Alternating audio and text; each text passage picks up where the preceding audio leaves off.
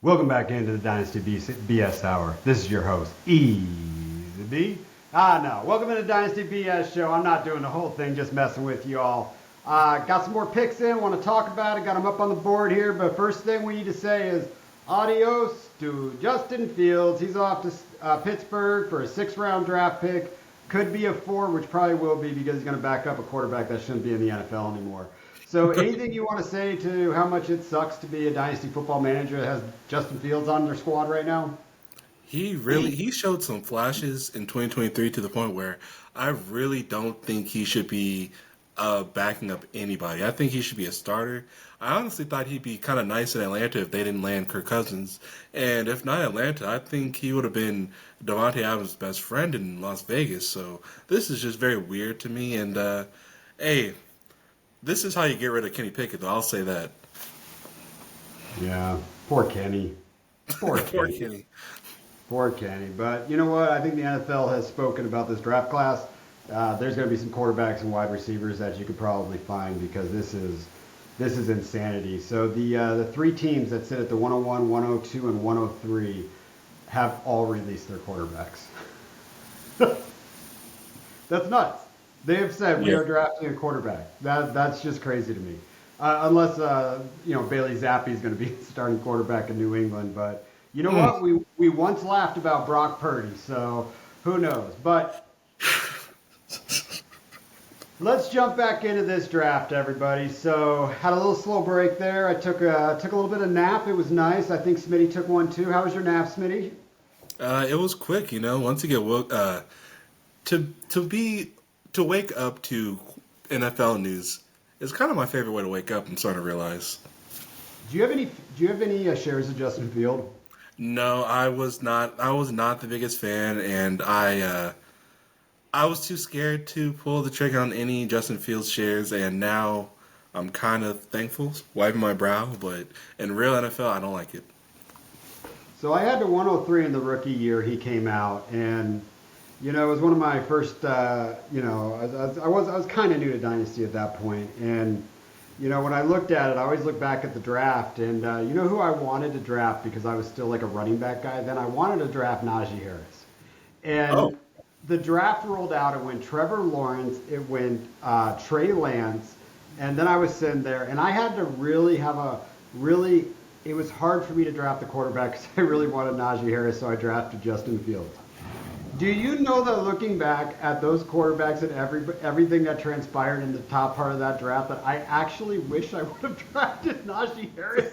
wow. I mean, look at that, huh? Look at that. And we're talking about Najee Harris, who now has an Arthur Smith problem. Is it a problem, or because he likes to give the ball to backs that aren't that good? So I figured he would give it to Najee Harris over Jalen Warren, right? Oh, what a great point. Hey, hey guys, sleeper alert. Yeah. By the way, people should go buy the backup tight end that they drafted, like the 7'5" offensive lineman last year. Was it Washington? I think. No, Washington. Yeah, that's a Go great buy point. him, man. The new Johnu Smith. And can you do me a favor real quick? Can you refresh this page? Which one? Oh yeah. Sorry about Yeah, that. we have some new developments here. We are excited to talk about. Boom! Look at that. Boom! All right. So, since you guys last heard from us, here was the draft order. It's up there if you guys are seeing. If you're just listening to it, we went Josh Allen, Patty Mahomes, C.J. Stroud, Jalen Hurts, C.D. Lamb at the 105. We have Sam Laporta off the board at the 106. We have a kicker in Justin Tucker off the board, the best kicker of all time, Mr. Hall of Fame kicker to represent the 101 rookie pick for 2024. Then we stalled out for a while. We had some teams that I believe are probably trying to look back. Maybe I don't know. It's I don't know how they're playing, but we had Joe Burrow come off at the 108 and Lamar Jackson at the 109. So let's first talk about 9-inch bluff. And I feel bad for 9-inch bluff's wife, don't you? If he's really bluffing. That's all I'm saying. Thought I'd make that little joke there, but you know, he went with the 101, and he hit up the chat and wanted to talk about the flexibility of the pick. And anyone that listens to this, and everyone in here, has listened to us for the most part. And I like it. I like having flexibility as well. Um, as you guys will all see, I am on the clock right now as we speak, and I'm throwing it out there on video. If for some reason I accidentally hit a draft pick while I'm doing this pod, it will 100% be an accident. So I just want to keep the screen up here so people can see it. So give me an asterisk if something bad goes down. I promise I'll get my pick in soon. So Smitty, what do you think about Mr. Bluff? You know, so do we divide by two? Do we call it 4.5? Do you want to call 4.5 straight up? Uh, you know what I want to do?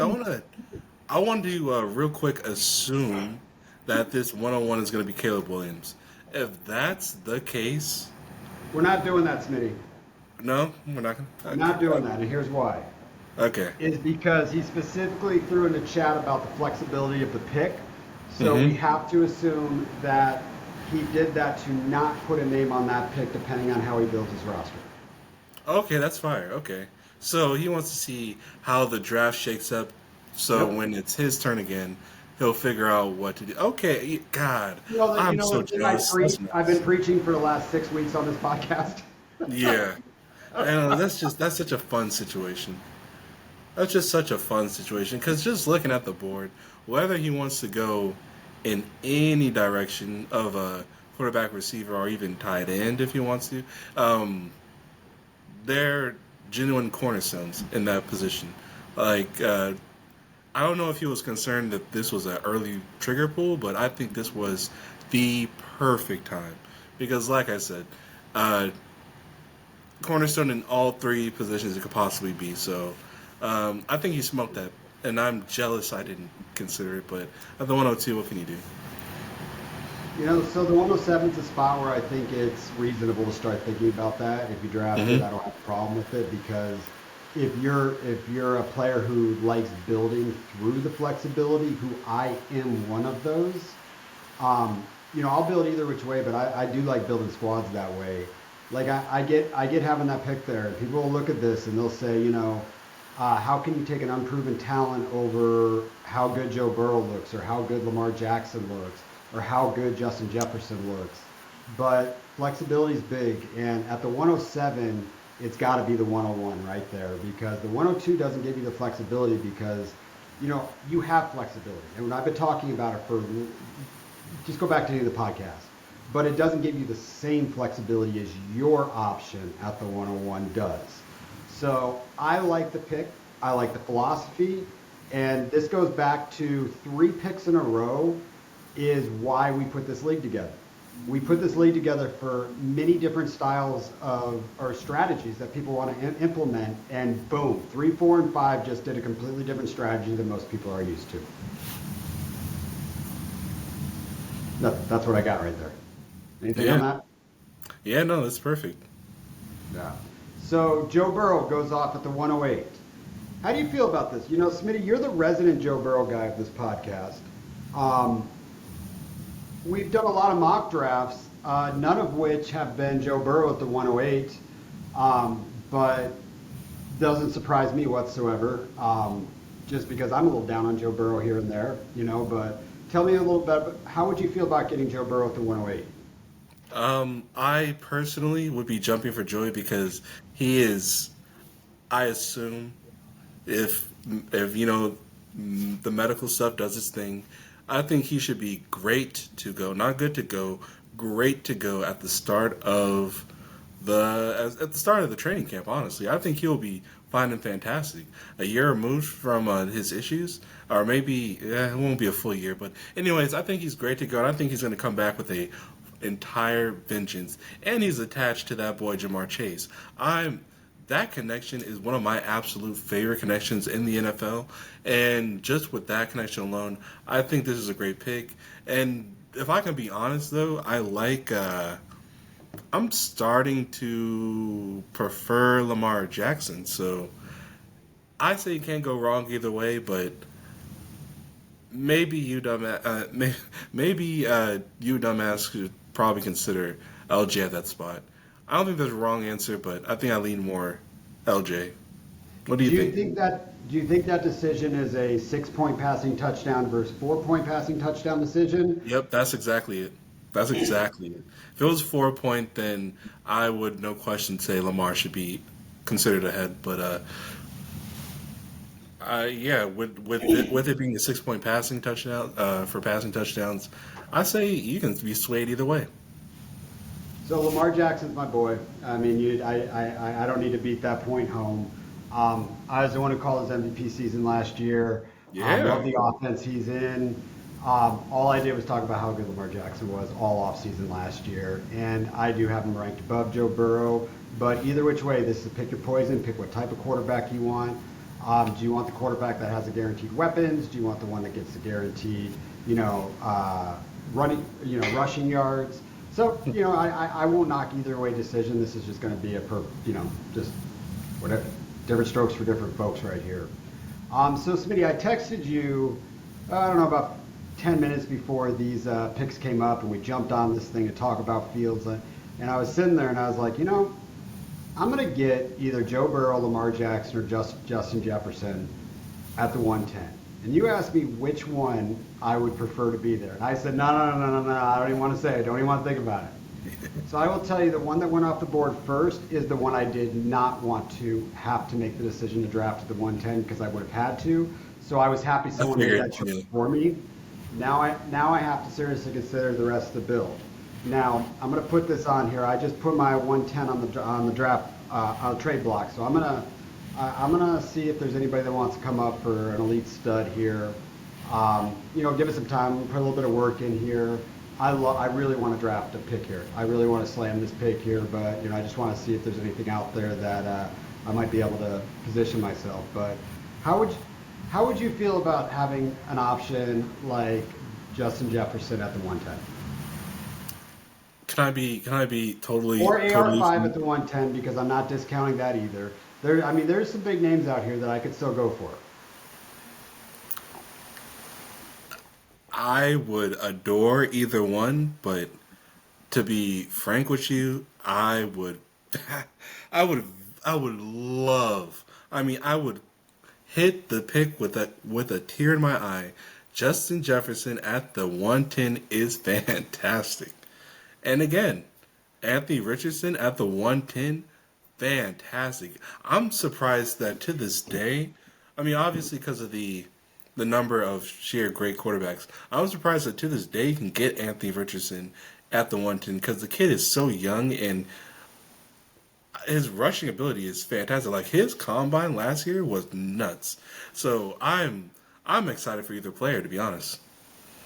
Yeah, so I don't want to give an AR5 take right here, but I do actually have some thoughts that I'm hoping he comes off the board here very shortly so I can talk about them. But, I don't want to sway anybody positive or negative or any which direction for their strategy. But so far this draft is wild. I've got some work I got to put in here, and this will be fun. This will be fun. But Smitty, let me also ask you this at this point. Hmm. Are you mad you drafted the first part of this draft and you wish you would have been at the back end at this point? Or, I mean, you have a cornerstone of all cornerstone. I mean, we talked about that earlier today. I mean, tell me how it I feels mean, at I'll this say point. this: I completely am very happy with Patrick Mahomes, but if here's the truth, if I was not going to get the 101 and deal with the fact that like I think Josh Allen is even in a third round reversal is totally worth having the very first pick and then dealing with the third round reversal. Now, is Patrick Mahomes similar? Sure.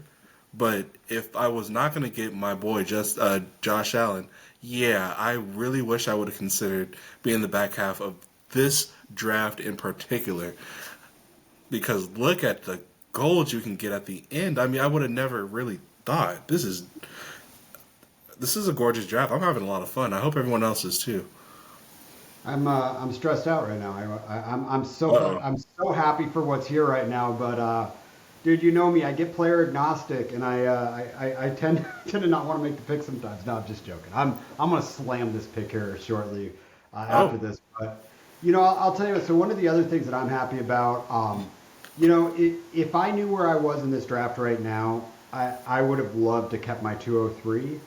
But I also really like the fact that so when you presented the trade offer to me, I was actually happy where you were at on the board because with this third round reversal, it kicks me in a 311, so I don't have to have that very long wait as well.